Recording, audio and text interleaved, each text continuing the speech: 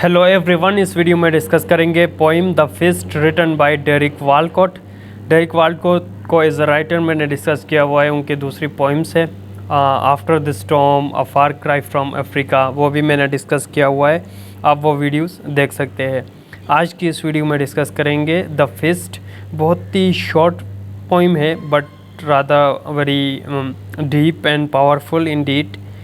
सो poem का हम जो है पोस्ट कॉलोनियल लेंस के थ्रू एनालाइज करने की कोशिश करेंगे because it's a part of your post colonial studies. और राइटर के बारे में एक चीज़ मैं हर पोइम में डिस्कस करता हूँ जो कि इम्पोर्टेंट है, वो ये कि डेरिक वालकॉट की जो है हाइफोनेटेड या फ्रेगमेंटेड पर्सनालिटी जो है, क्योंकि उनके एंसेस्टर ब्रिटिशर्स के साथ भी मिलता है और अफ्रीकन्स के साथ भी मिलता है। सो वो डिस्कस करते हैं आइडेंटिटी क्राइसिस के रिलेटेड इश्यूज़, और उनके पोइम्स में जो है एम्बिवेलेंस आपको देखने को मिलेगा। ये जो है पोस्ट कॉलोनियल टर्म्स है, मैंने डिस्कस भी किए हुए। काइंड ऑफ कंफ्यूज या मिक्स फीलिंग को कहेंगे एम्बिवेलेंस। और एक और पोस्ट कॉलोनियल एस्पेक्ट इनके पोइम में मिलेगा आपको देखने को, वो है डायस्पोरा का। डायस्पोरा उसे कहेंगे who is foreign to a land, जो अपनी होमलैंड छोड़ के किसी और लैंड में रह रहा हो। सो अगेन इस पोइम के अंदर भी राइटर क्या करते हैं, अपने इमोशंस को, फीलिंग्स को एक्सप्रेस करते हैं, his love for his homeland. So began with the title significance. ये टाइटल किस चीज़ की तरह इशारा है, टाइटल का क्या मतलब है। द फिस्ट, फिस्ट जनरली देखा जाए तो आप ह्यूमन आपका हाथ का फिस्ट इस तरह क्लेंच करे, ठीक है, तो वो फिस्ट बन जाती है। So it refers to post colonial lens के थ्रू एनालाइज किया जाए तो it refers to the colonisers control over the colonised. किस तरह कॉलोनाइजर्स कॉलोनाइज्ड को अपनी मुट्ठी में ले लेते हैं, उनको हर लिहाज से दबाते हैं और उनके ऊपर कंट्रोल करते हैं, फुल कंट्रोल करते हैं। एक चीज़ तो ये हो गया। दूसरा जो है राइटर के हवाले से देखा जाए तो ये राइटर का हेट, एंगर, उसका जो है फाइट या एंग्विश वगैरह को शो करता है। और metaphorically it's the confession of love. Metaphorically देखा जाए तो it's a confession of love, यानी कौन सी love, a kind of possessive love, वो लव जो आपको अपने कंट्रोल से निकाल दे या आपको कंट्रोल करे, controlling the life of other person. Positive love में यही होता है ना कि आप दूसरे बंदे के ऊपर कंट्रोल रखना चाहते हो और वो करना उस बंदे से वो करवाना चाहते हो जो आप चाहते हो, kind of.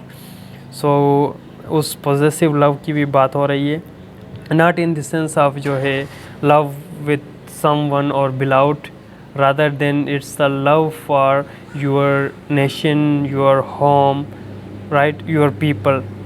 So began with the poem. Poem के अंदर कहता है the fist clench round my heart, loosen a little and I grasp brightness, but it tightens again.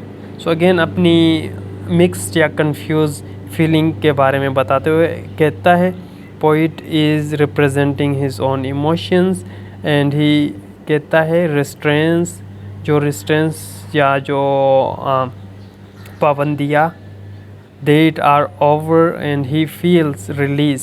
ठीक है, आल्दो कॉलोनियलिज्म तो एंड हो गया, अ काइंड ऑफ वो ईज फील कर रहा है, रिस्ट्रेंस ओवर हो चुके हैं, ही फील रिलैक्स। लेकिन कहता है कि पोस्ट कॉलोनियलिज्म के इम्पेक्ट्स अभी भी है दोबारा, बट इट टाइटन्स अगेन, दोबारा टाइट हो गया।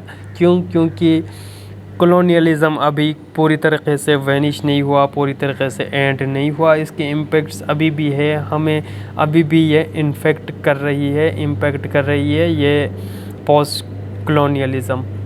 ठीक है, काइंड ऑफ हम मेंटल स्लेवरी में है, हमारे माइंड्स को कंट्रोल कर रही है colonialism. So again neo colonialism, neo imperialism still exist. ठीक है, हम अभी भी ग़ुलाम हैं अंग्रेज़ों के too somehow. When have I ever not loved the pain of love, but this has moved? कह रहा है he is going to love his homeland, is this causes pain. जितना भी पेन कॉज करे वो अपने होमलैंड से लव करेगा, अनकंडीशनल लव करेगा, हमेशा करेगा। पास्ट लव टू मैनिया, और ये जो है मैनिया कहते हैं काइंड ऑफ मेंटल इलनेस या मैडनेस।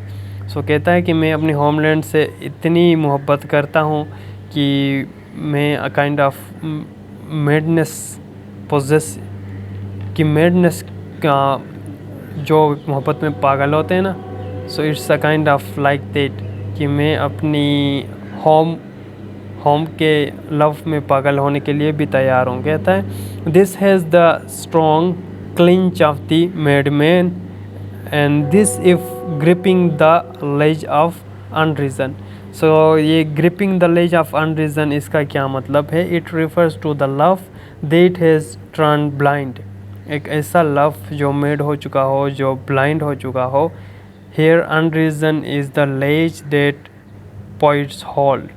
और कहता है plunging howling into the abyss यानी death, holding hard than the heart, this way at least you live.